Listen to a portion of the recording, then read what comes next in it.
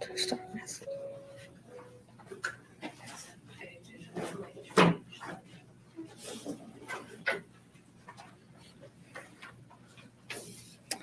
Welcome to the Spiritist Society of Richmond. This is a reading from the book, Our Daily Bread. Prior to service. Just as the Son of Man did not come to be served, but to serve.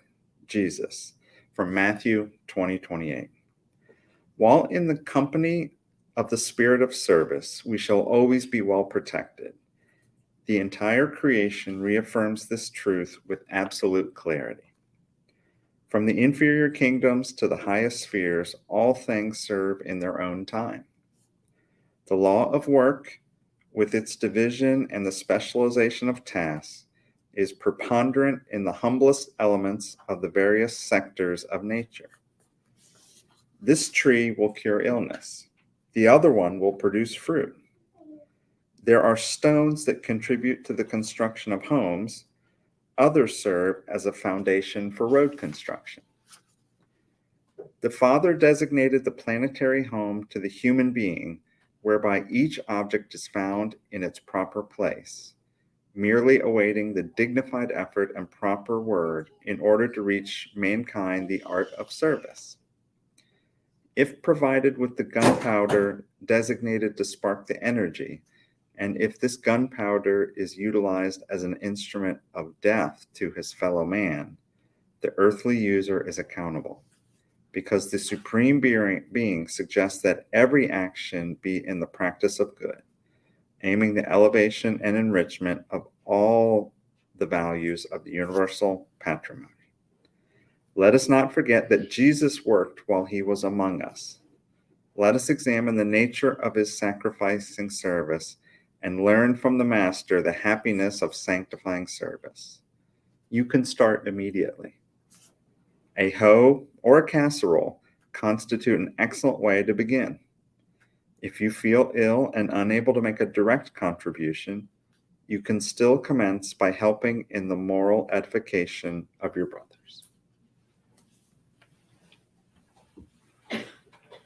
Thank you.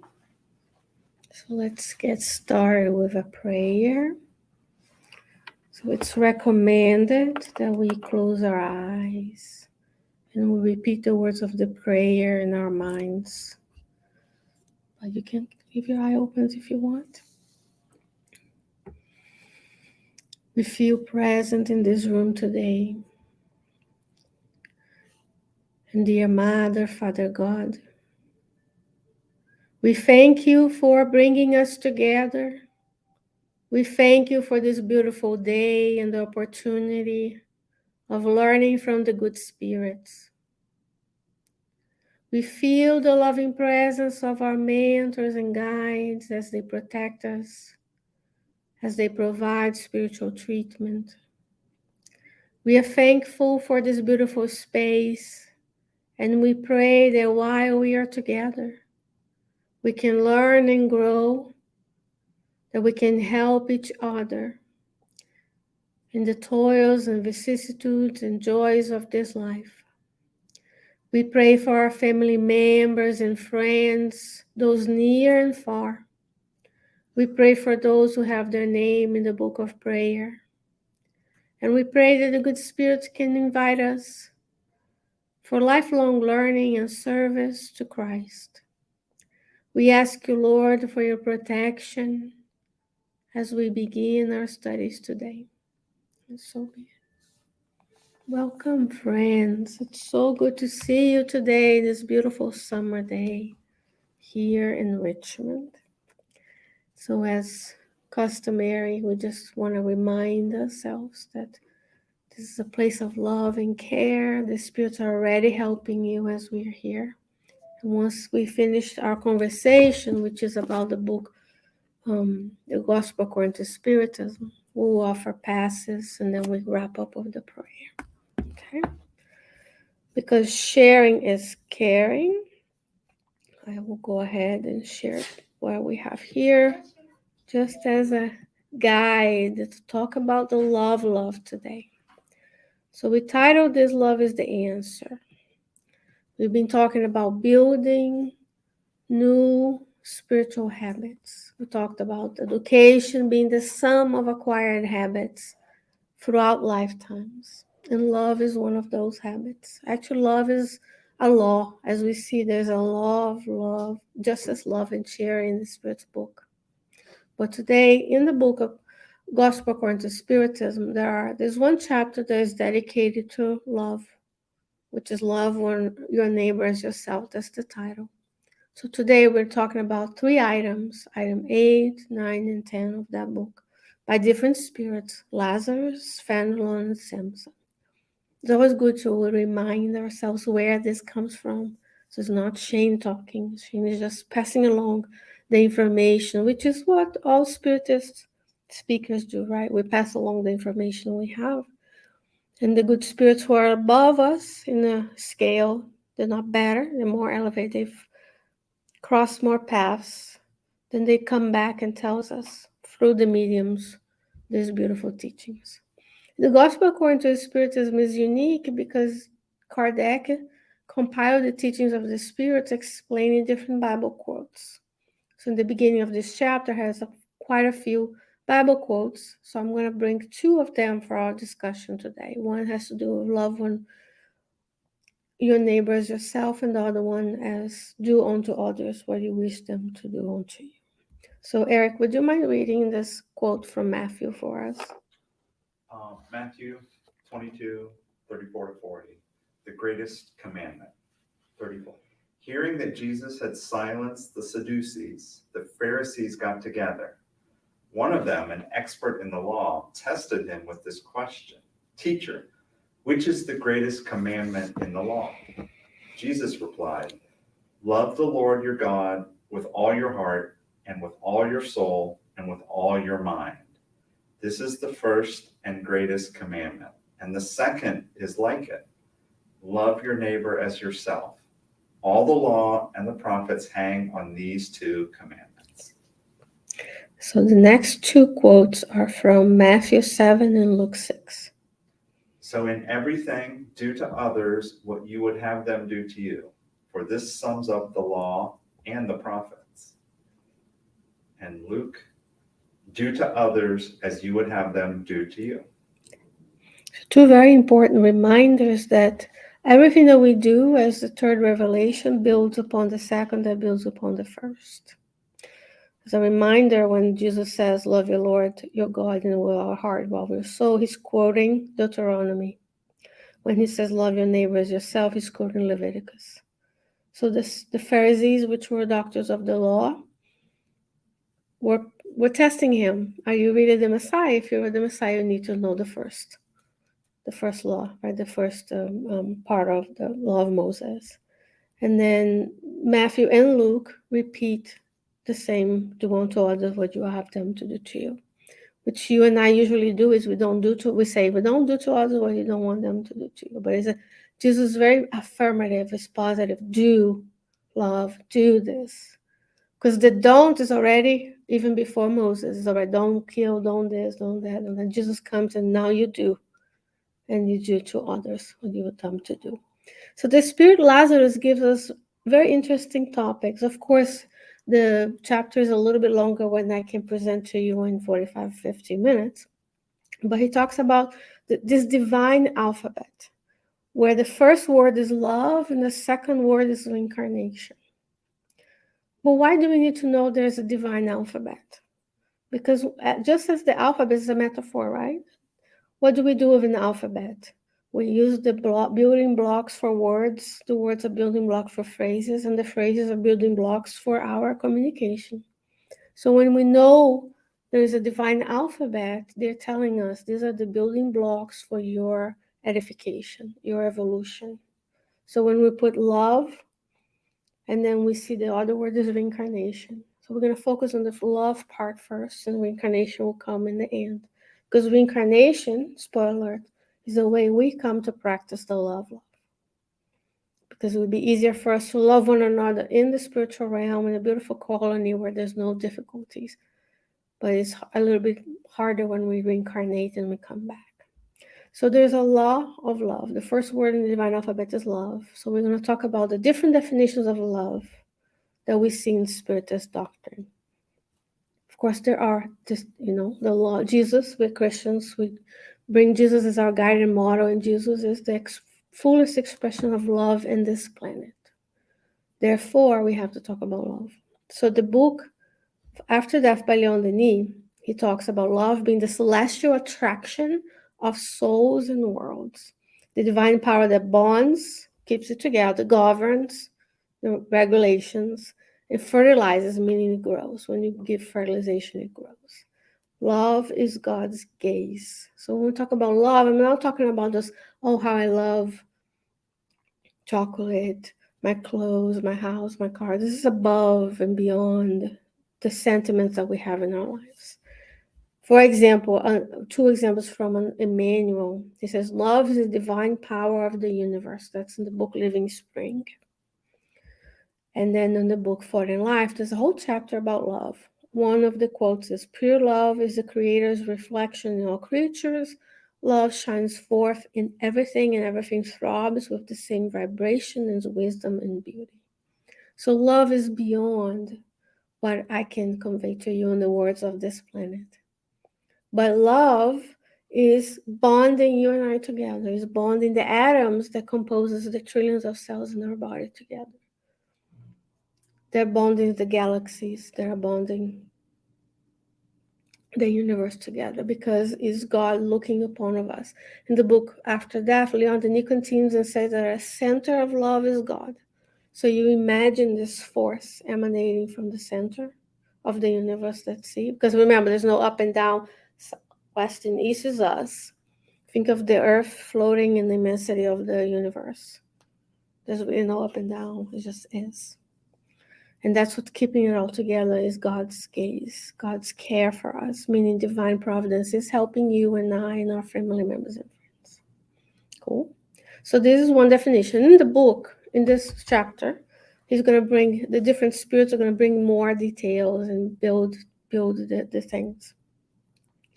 He says, love being the finest sentiments that exist summarizes the complete doctrine of Jesus. So everything that we read, that's why we say, let's go to the New Testament. Let's see what he did. He said, let's go to the Old and get the explanation. Because he is, when we read Neo Lucio, Jesus in the Home, Good News, that's all he did, was love the people around him.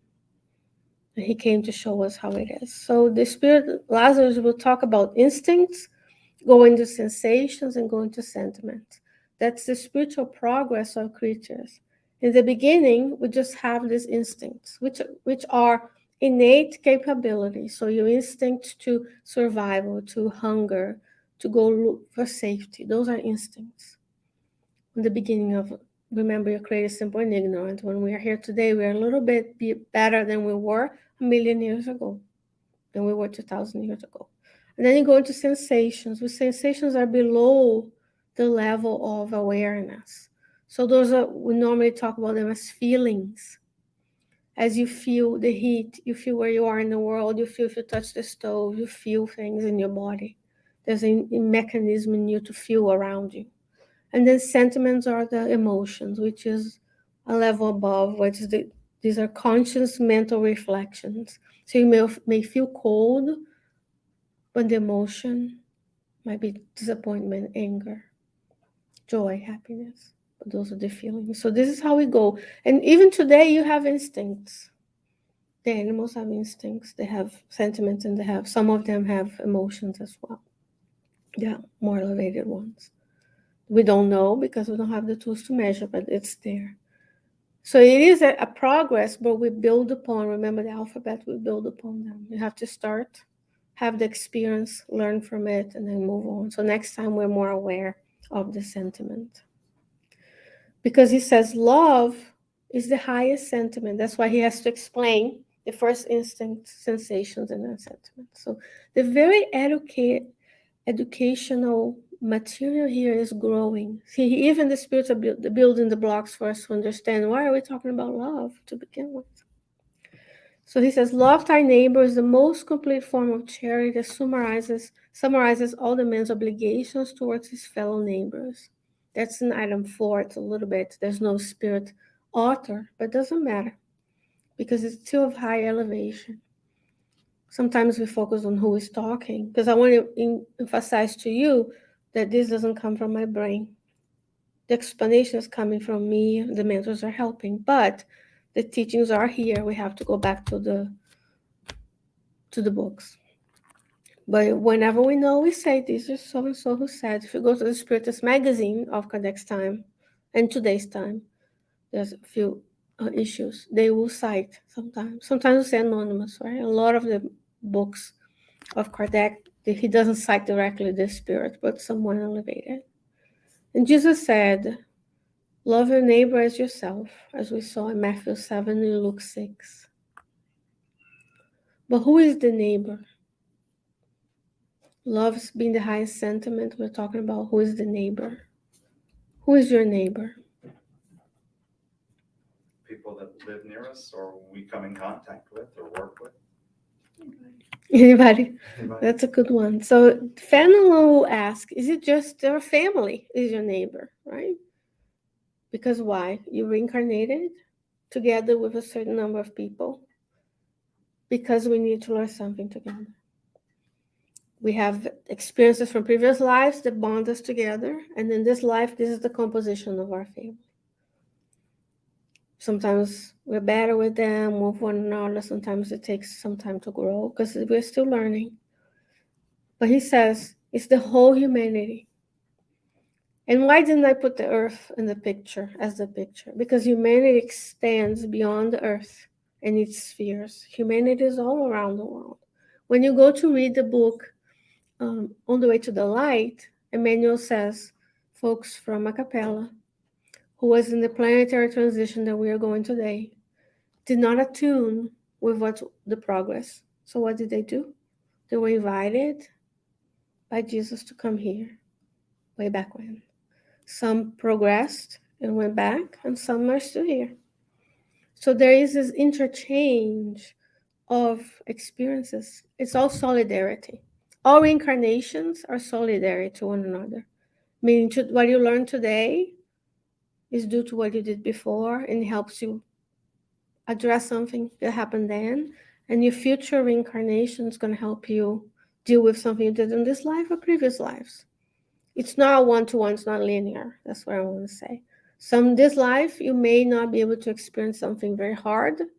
And then we have other experiences that build us to that hard experience back then. So they work with one another. And I'm trying to not say new life because life goes on. Life is one. You're created by God and you go. Hopefully you go up. Usually I do this way because I'm left-handed, so I go up. But it's reincarnation, different reincarnations, different personalities, different things, different bodies, different, and more. Today we're in this blessed land of Richmond, Virginia, USA. Some of us weren't born here. Some were born here. Some were born elsewhere. And maybe tomorrow I'll be born elsewhere.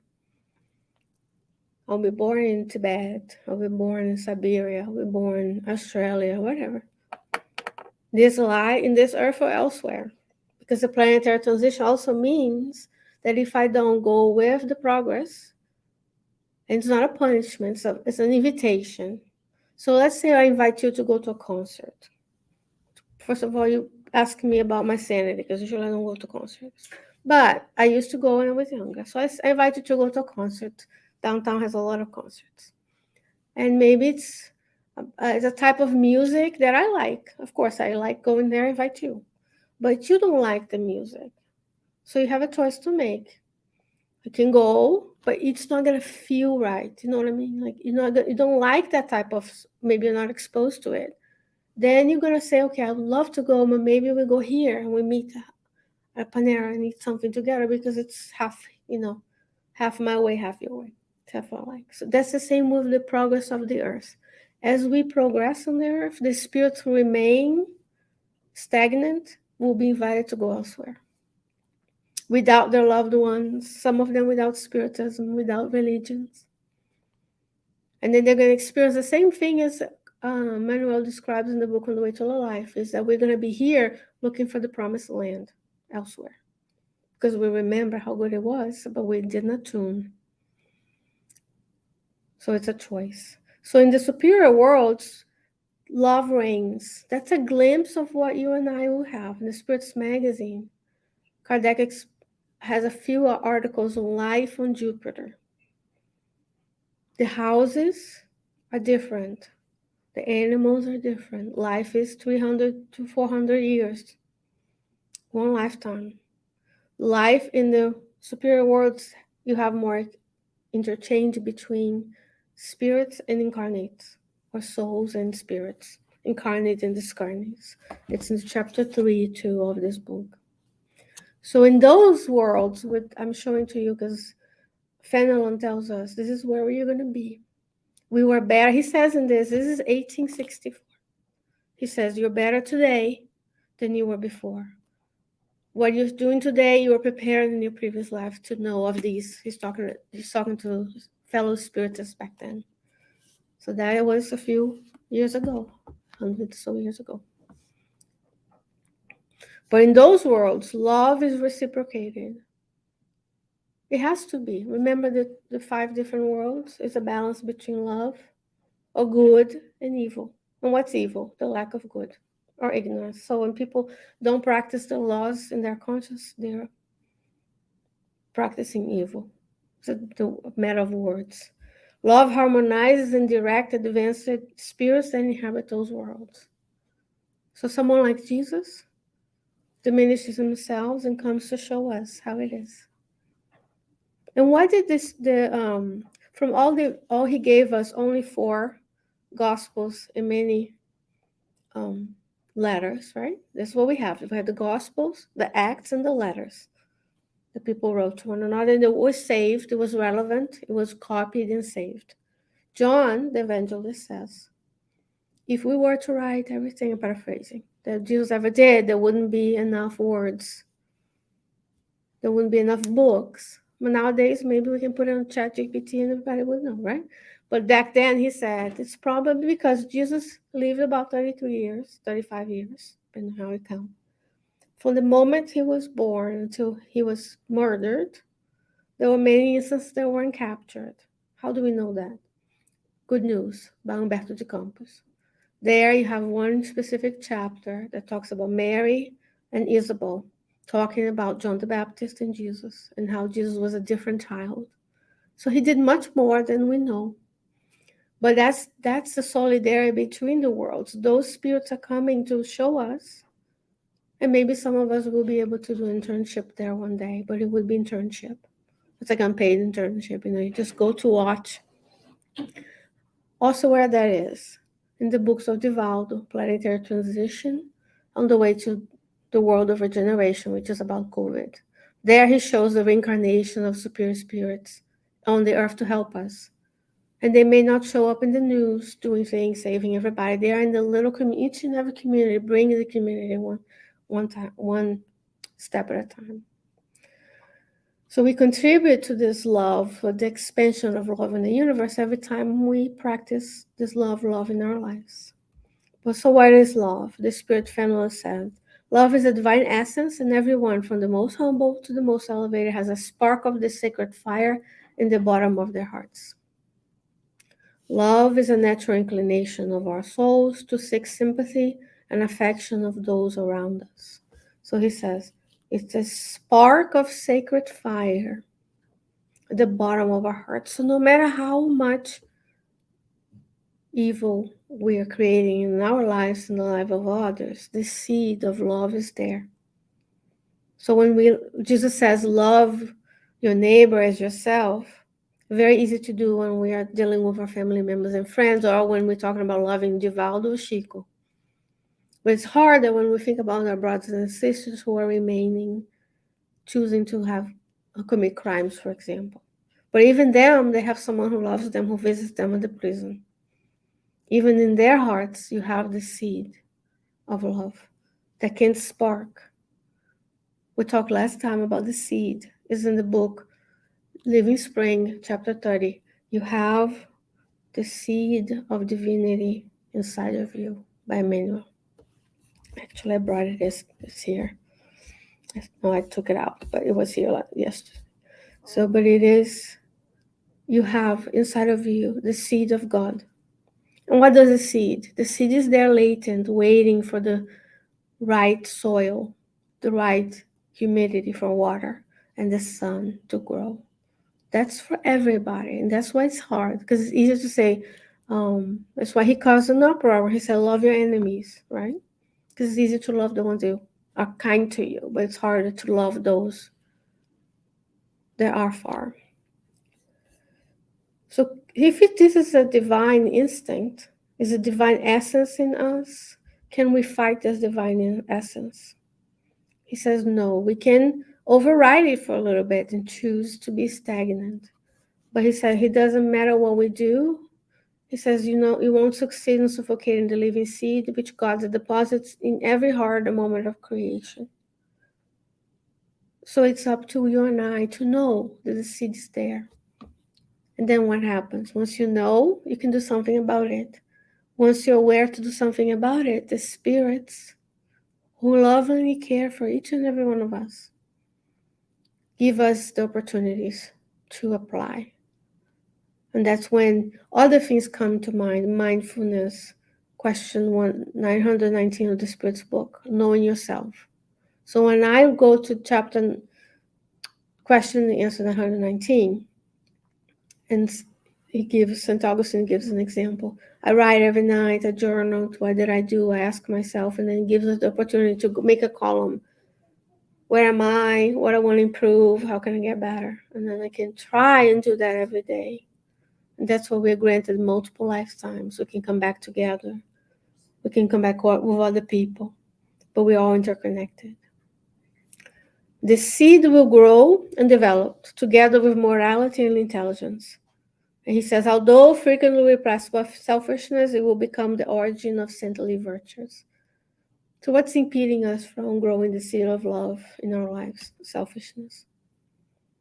It's not difficult to find how we do this in our everyday lives, right? We'll talk about us. We're not going to talk about people who are constantly going, they don't know their spiritual world.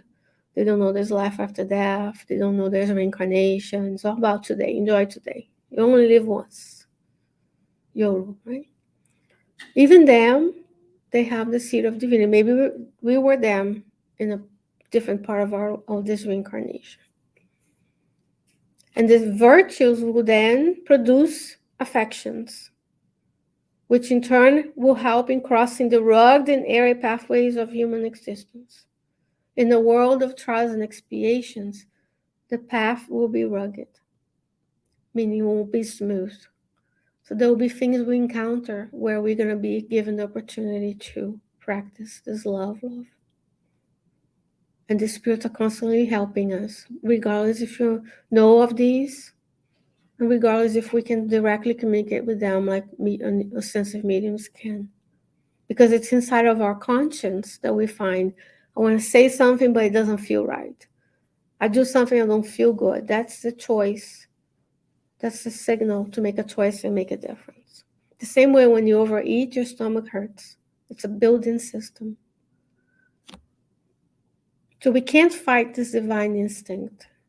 Well, what happens when we get in contact with love? Because there's people out there practicing love. We are all product of love.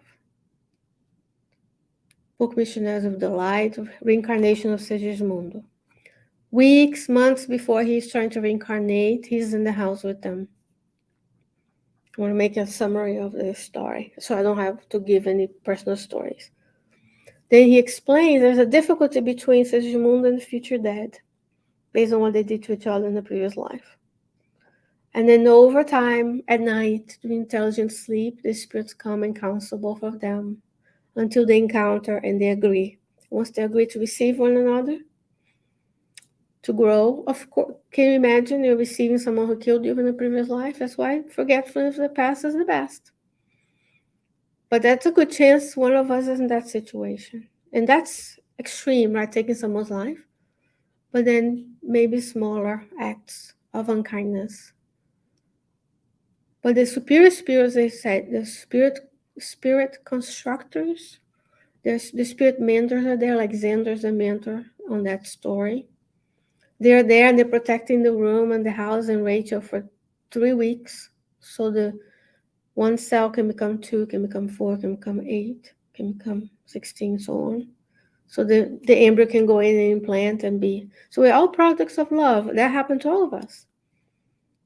Maybe we were more aware to participate in that plan. Maybe we were less aware, maybe because we were in the colony, we were in a hospital. But if it wasn't for the love, we wouldn't be grown up. Because the little ones can't survive unless someone pours love into them. They can maybe also survive, but not thrive, right? Because you can give people the basic, and they survive, but they might not thrive. And so that's true solidarity. So he says, when we enter in contact with love, he says, true love revives and fertilizes the seed that is laid and never hurt. Being a globe of probation, exile, the earth will then be purified by its sacred fire. So it's through love that love progress comes into our lives. But we're not there yet. We're in the transition. Nothing in look around. Nothing in nature happens overnight. Not even the hurricanes and the tornadoes. It takes a while to develop, right? Even things that we think as, oh, just happened. Today is hot. This is summer. I'm saying today because this is going to be available later for people to watch. So maybe they're going to watch and be like, I don't understand why you're talking about hot. It's cold. But when top July, so August still hot, and then maybe September gets a little bit cooler and cooler. And then we have a calendar that we say start of autumn. But this is for us, our calendar. But nature doesn't one day you go to sleep, next day all trees are yellow and red, and the next day all the leaves fall and they're all naked. That's not how it goes, and that's how the progress goes, one action at a time. Just being here, it raises the vibrational field around you. Because not that the spirits are not with us in our homes, in our cars, in the grocery store, but here they concentrate the fluids that allow them to work on our healing. The exchange of molecules in the book Genesis. So it is a practice of habits. And he says, when we get purified by the sacred fire of love, charity, acts of charity, humility, patience, devotion, abnegation, resignation, and sacrifice. Now look at all of these and see if that's not all that Jesus did while he was on the earth. And that's why we have Spiritism to explain the things he did and the time he did and the way he spoke in parables. Living water, living action of charity, humility, patience, and devotion. So we ask ourselves where we are. So when you have here this sacred fire waiting to, what also happens with fire is another way of explaining this. So there's a wildfire. What happens? Destruction. But then some elements return because some seeds need the fire to spark. And there's a renewal as part of the law of preservation, the law of destruction. There's a renewal. There is suffering, though, when that happens. There's suffering from the animals, for the plants, and for the humans. So pangs and toils. Remember, the rugged path is not smooth. The other thing is, if Jesus is a guide and the model, you have to go through these in order to be able to teach others. If I pick someone out of, there's a Buddhist center right there. So I tell them, hey, I have a book here for you. Can you give a talk? They can read the book in maybe 15 minutes and say something, which would be different than if I did, Devout, can you come here and give a talk about the law of love? It would be a completely different topic because there's different experience. Not that the Buddhist people don't know about love, because they do. They have great things going on for them, right? In terms of teaching people, they are more than the physical. Then you have to go through the experience to be able to teach others. So if you went to college and you got there was an 18-year-old professor, and there wasn't one of those geniuses. It was just someone, they're like, oh, we need someone to teach, and they put them in. You as a student are going to trust the teacher. So when we talk about superior spirits, we visualize them with wings, right? Delicate. They're not delicate. They're like diamonds. We talked about this last time. Diamond takes pressure and millions of years to be able to be that strong Because can you imagine watching the people, you can, watching someone you love do something you disagree with or it's harmful to them? It's hard. And that's their experience to us because we are hard students. We're good students sometimes, we're not so good students other time. I'm not saying we're all bad, that's not what I'm saying. I'm saying we fluctuate. Well, what is the result of practicing the law of love? Remember, love is a divine essence that emanates from every person. So it's also a seed. Imagine you have seeds that are still sprouting and seeds who are oak trees. That's the level, the same way the evolution of spirit. Item 100 of the Spirit's book talks about the evolution of spirit. So if you go to that book, when you get home, go read it. You're going to find yourself highlight the things you know you are at, the habits you've acquired. Each day, because you have to do this day by day, sometimes hour by hour. You see some days you're selfish, some days you're charitable, some days you're kind, some days you're not.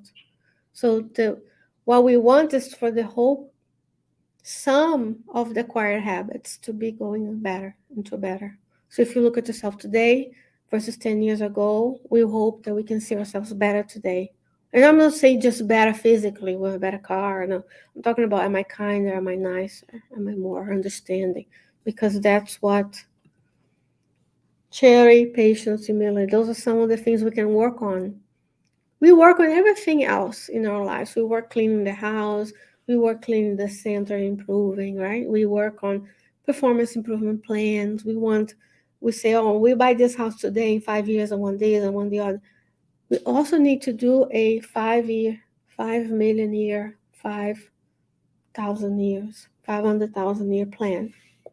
Didn't do in the right order, but let's say, where do I want to be in 100 years? Where do I want to be in 200 years? So when I say to people, where do you want to be in a million years? It scares people, right? If your boss came to you and said, what are you going to do in 30 years? You're like, I don't even remember what I had for breakfast. No. So you say, okay, let's practice and do a performance improvement plan for the next 6 months, and then 1 year, and then 2 years, and then you have in your mind, I would like to have a certain job. You can go back and make a plan to get to that job. Oh, I need a certification, I need this education, I need this experience. The same with the sum of these habits. So if I read the books of André Luiz, for example, and I like a certain mentor, let's say you like Clarencio, let's say you like Alexander, we read the books, find where they are, and pick some of the things they did. How do they prepare the expedition? How do they teach each person? So those are the aspects of them that you want to do. Bring it to your life. When you have a teamwork, how did they do? You do it too. So I'm bringing it down to the level of mentors. I'm not going to the level of Jesus. But in the book Jesus in the Home by Neil Lucio, he specifically talks about the way Jesus looks, the way Jesus talks, the way Jesus walks and sits and waits. So we can do that too, if you prefer that type. Because I'm giving you different examples because people resonate with different books. Some people like Emmanuel, some people like the Emmanuel books for the romances. They have characters in those romances. Don't you find yourself in some of the characters? You probably do. So, but what is the result? Moral betterment and happiness during the rest of your life. Because we are going to improve. So the moral, remember, the moral and intellectual development go hand by hand. So we can be very intellectually developed, but not morally evolved. Someone who promotes war, there's a knowledge of leading an army, but then they don't practice. Because doing wars is not charitable. And he says, Lazarus says, love is the answer to selfishness. Because it harmonizes all beings in brotherly love and it will extinguish social miseries. So when we truly practice love, we will see improvement in ourselves and others. Do you want a book for?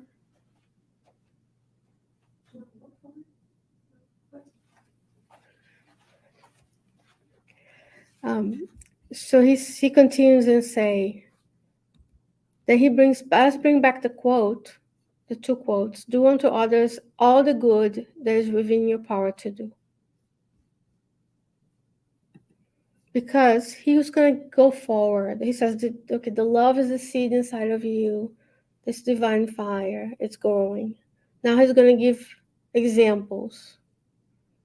He sends them, he's going to give examples of how to do it in our daily lives. Because it becomes, when I say, oh, love is God's gaze, we don't have the knowledge to know what God is. So it becomes ethereal, becomes theoretical. He says to be loyal, honest, and conscientious. Loyal to our own values, loyal to the ones we agreed to come together and make those amendments. To be honest with ourselves and others, and to be conscientious, to look around, he says, to look around and find ways to help others. To look around yourself and search for the inner meaning of all the pain afflicting so that you're better able to help, provide some relief. That may mean that doing what I'm here and we are in this neighborhood and you go home and you have a neighborhood, then we can look around and find, where can I go help? Where are the people that I want to serve? And forget a little bit about what I need and go find what others. Because that is an exchange and solidarity between people. Because sometimes when we go out and look for other things, we will find that it has helped us more than we helped others. We serve every second Saturday at St. Francis, and it sometimes helps us more than helps the residents. If nothing helps us have discipline to be there every second Saturday at 10, where we could do something else, but then it helps us because we see in ourselves improving our patience, our kindness towards them. But now we talked about love, and now we talk about the second word. I promised you I was going to talk about the second word. The loves of love. So I hope I gave you a glimpse of what love is in this life. The second word is reincarnation. Why would he put love right next to reincarnation? And why do we reincarnate? He says, so that we may practice the love as God intended. It is necessary that you learn step by step to love all your fellow beings without distinction. The task will be long and difficult, but it will be fulfilled because God so desires. So and that might mean I need to start by loving myself, accepting who I am, where I am in my evolution. Because you can't give what you don't have. I'm telling you, go find people to help, but by going to find them, you're going to see that's what's also sometimes lacking inside of us. But we have to learn step by step. The same way you first start to crawl, and then you walk, and then you run, and then you ride a bicycle. We can't just start loving, today I'm going to love. It's going to be like that step by step, each and every day. Different people need different types of help. And Jesus knew how to help each and every person. And most importantly, at times he waited until they came to him. And when they came to him, he asked, what can I do for you? What do you want? And then when we reincarnate and things are hard, that's when I can practice those skills of loving one another. Or I can practice the skill of being loved, because it's also a skill. To allow people to help me, so in turn they're helping themselves. Because we are easy to think of ourselves as the service provider, whatever that service is. But sometimes we have to be the ones who receive the help from others. And all reincarnations collaborate. As I said, today I'm learning what I need in this life to redress something that maybe wasn't the direct reincarnation, but it was many, many more.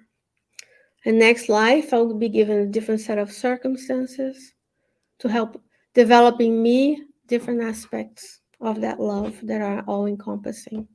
Because ultimately what we want, where did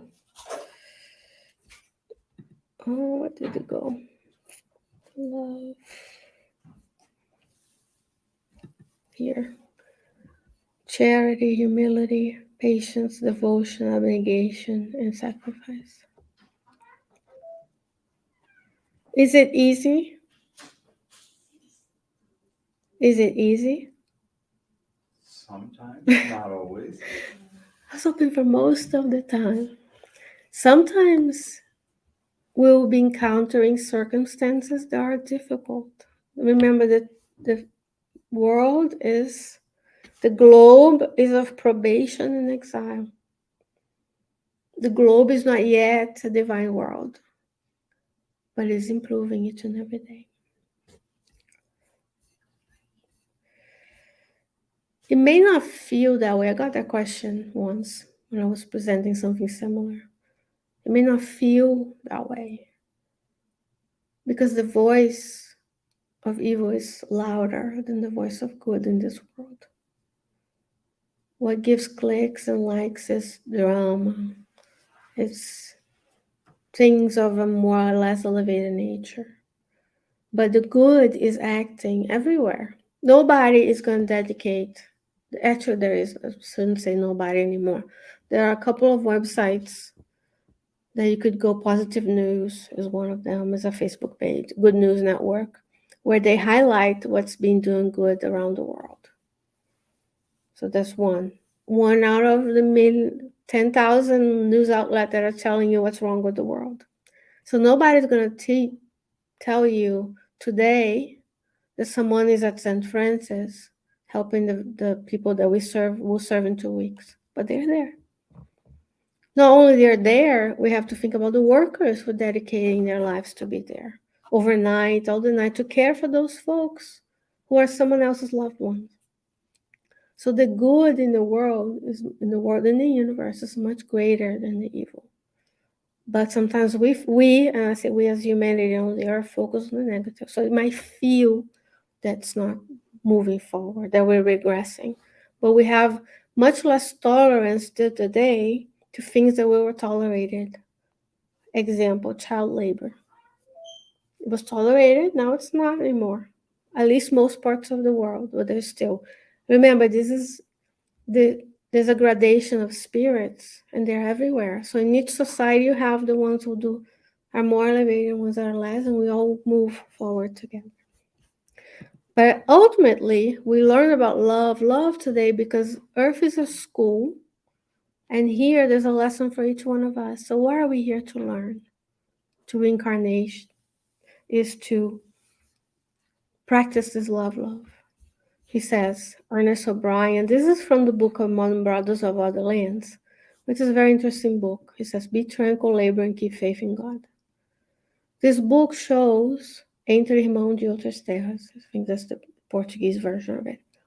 In 1964 and 1965, Chico Xavier came to the U.S. with Valdo Vieira.